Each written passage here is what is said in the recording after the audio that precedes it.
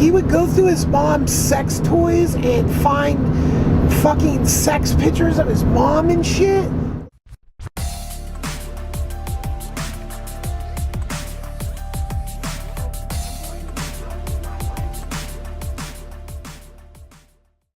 Around junior high school age, I transferred back from living from the age of about 10. So maybe I lived with my dad like 4 or 5 years, somewhere in there. The reason I went back to live with a mom is because the dad, his name's Phil. Probably was. He's probably dead by now. I'm guessing. He was in pretty bad shape 10 years ago.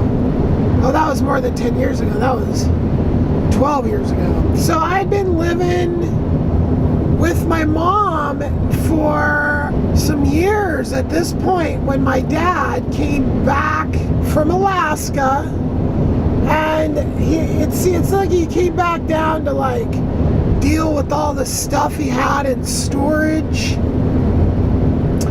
which basically what he did was piled it all into a van and a storage unit and gave me the information to the storage unit, the keys. I don't even remember. Like, here you go. What am I gonna do with it? I'm 16. Bunch of shit, garbage, you know, camping equipment that was, you know, from when I was from when he had all the camping equipment from, you know, before I was born. So old camping equipment, you know, but you know, who knows?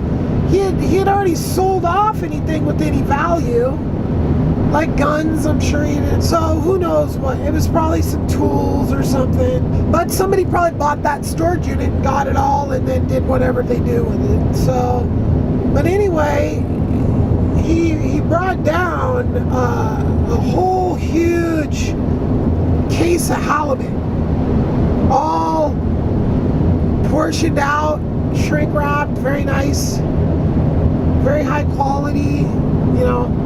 And the first place he stopped when he got to Portland was down at the houseboat, and he had this huge box of stuff that I don't remember how he got to Portland. I don't remember if he took a flight and that stuff was with him on the flight, frozen. I don't remember.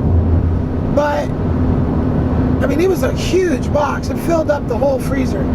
So then my dad said, well, that wasn't all supposed to be for him. My mom's like, fuck him.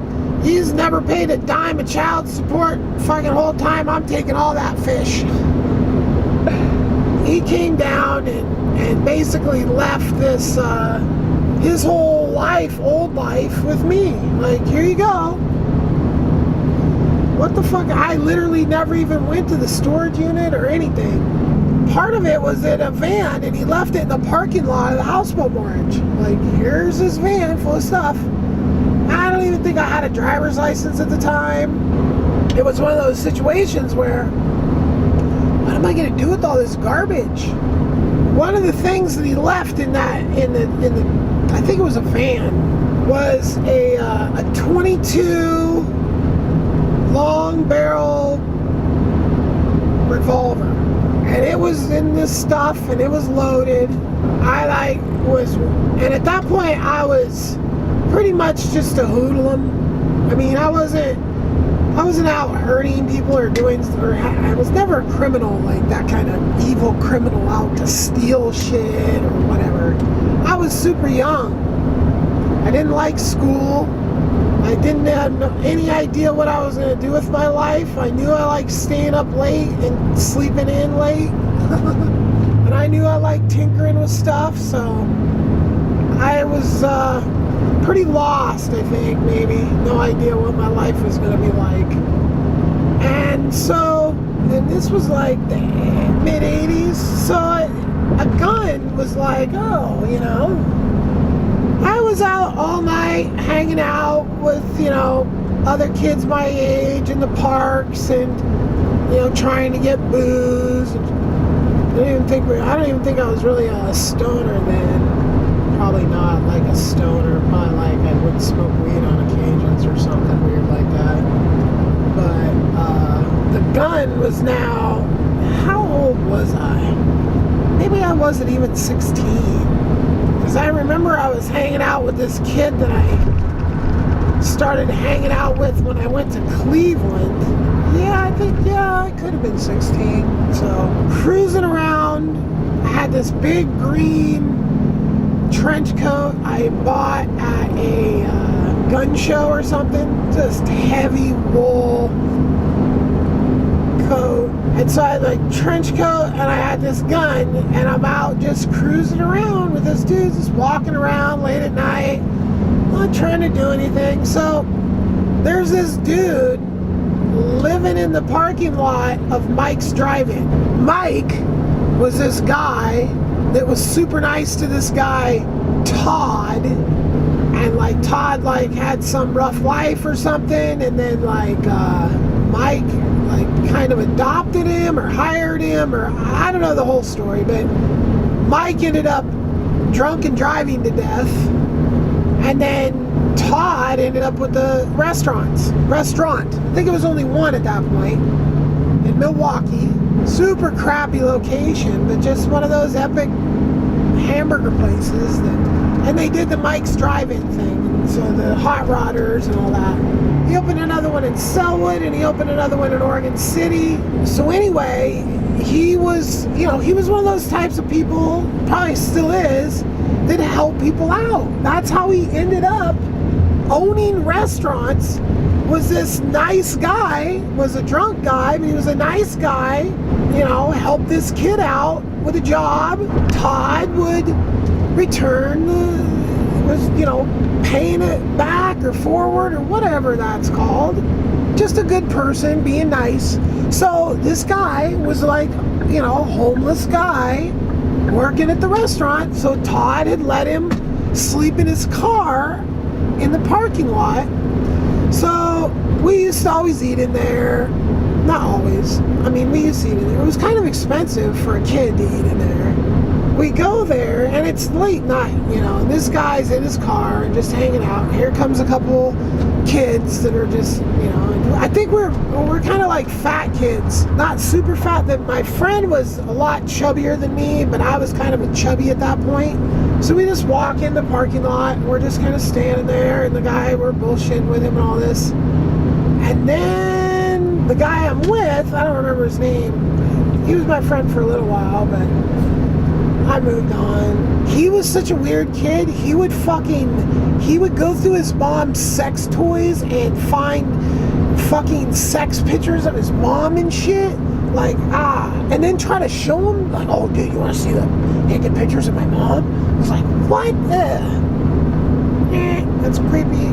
He tells this guy I have a gun.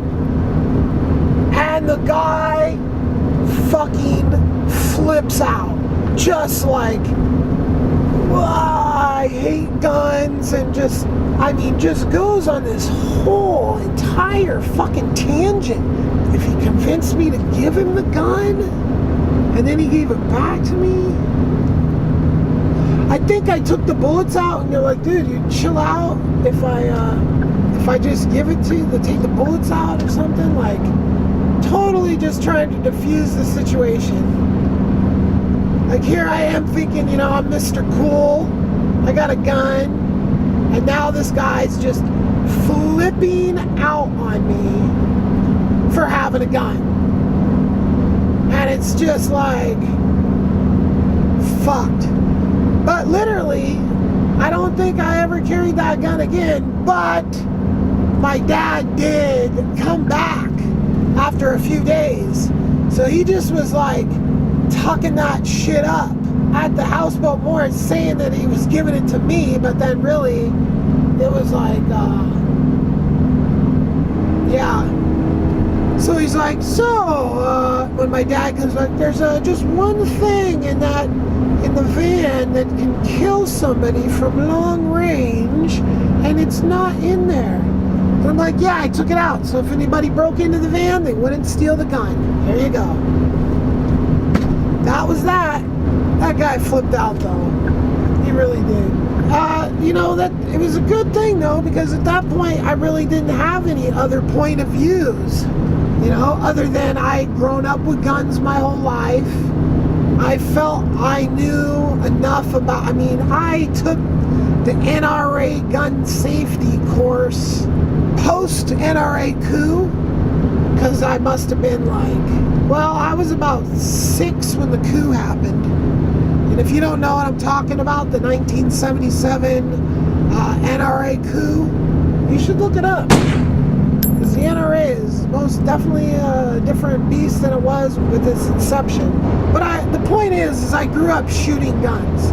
I grew up around guns, and that makes all the difference in, you know, I mean, if you grew up around responsible gun things, there's still a lot of bad shit that happens. A lot of, you know, just endless, you know. I didn't really think much of it. You know, it's like, oh, I have a gun, I could carry it. I knew if I was like, hey mom, I have a gun, do you think it would be cool if I walked around with it at night? Yeah, I already know what the answer would have been. There would have been like, no. And you know, there's a few times in my life where I swiped a gun out of my grandpa's collection to go pick up my little brother from the bus station in the bad part of downtown Portland. You know, I was just a kid going to pick up a kid in a neighborhood that had a bad reputation, and it was just one of those situations where it's better to have a gun and not need a gun than it is to need a gun and not have a gun. As a little guy, you know, as a kid.